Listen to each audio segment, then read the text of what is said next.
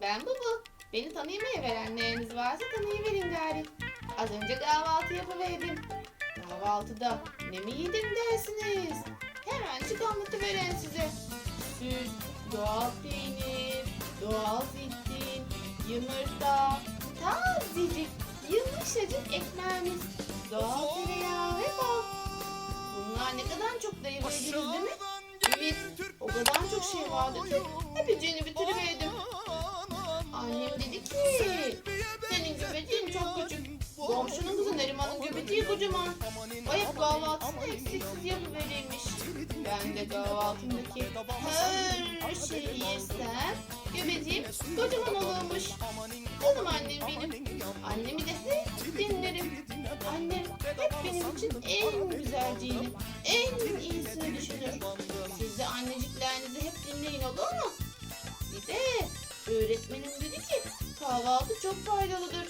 Kahvaltıda yedikleriniz sizi güçlendirir. Eğer yemezseniz ya da azıcık yerseniz o gün güçsüz düşersiniz. Oyuncuklar oynayımayıverirsiniz. Ben de çok enerjik bir çocuğum. Ne yapıverem? Duramıyorum ki. Bütün gün oyun oynayıvermek istiyor.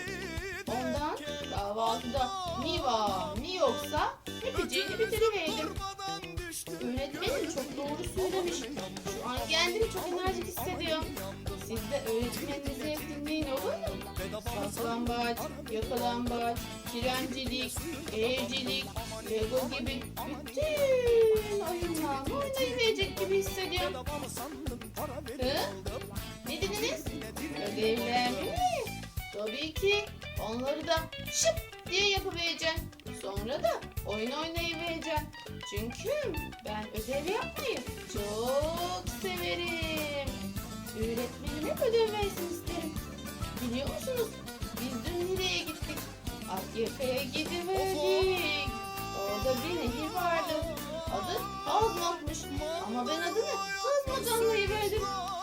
Dedim ki acaba burada neyi kazıvereceğiz? Nehirde ördekler vardı. Ördekler nasıl ses çıkarır biliyor musunuz? Evet, doğru dediniz. Bak bak bak ediverirler. Oradaki bütün ördekleri çok seviverdim. Sarı çok tatlıydılar. Onları İzmir'den aldığımız gevreklerden veriverdim. Ördeklere attığım anda bir koşu verdiler ki gevreklere. Sanki akşam ağla koşan inekler gibiydiler. Hem de hep gücünü bitiriverdiler. Ben de tüm gevreği onlara veriverdim. Sonra denize gittik. Ne kadar çok balık vardı. Hepsi rengarenkti. Kırmızı, sarı, yeşil, mor, turuncu, mavi. O kadar güzellerdi ki evimize götürmek istedim. Ama balıklar o kadar hızlıydı ki yakalayamadım. Sonra yakalayamadığım için çok üzüldüm. Annem dedi ki balıkların yavruları varmış. Ben de balıkları yavrularından ayırmak istemedim. Çünkü bebeklerin yeri anne ve babalarının yanıdır. Sonra o kadar çok yoruldum ki eve geliverince hemencik uyuyuverdim. Saat 9'da yatacağıma yattım. Zaten hep akşam 9'da uyurum. Eğer 9'da uyursam sabah uyanıverdiğimde dinç kalkıveriyorum. Siz de 9'da yatağınıza yatın, olur mu arkadaşlar? Aman eğdim kiraz. Bubu, arkadaşlarım Minnoş ve Gakkak gelmiş. Seni oyuna çağırıyor. Tamam anne.